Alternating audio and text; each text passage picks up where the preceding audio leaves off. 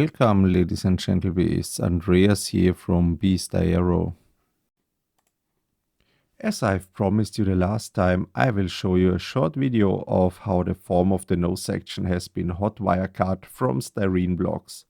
This already happened in July to August, but I was fully occupied with the redesign and building process and didn't have the time to cut the video until now. So please hit the subscribe button. It doesn't cost you anything, but I will have bigger motivation for editing new videos for you on a regular basis. Let's see if we can hit 200 subscribers.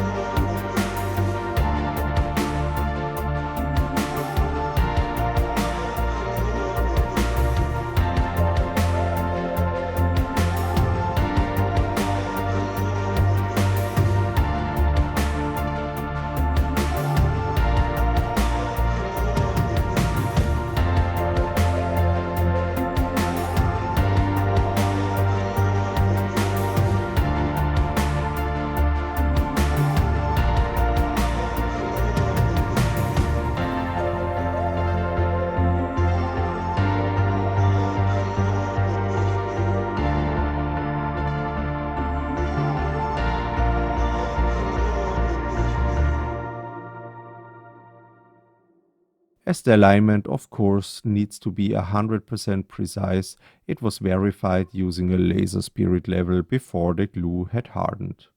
Of course, this whole effort would not have been possible without the support of highly skilled and specialized gluing experts. As you can see, the nose section turned out to be a perfect fit, so that almost no sanding will be required in the post-processing.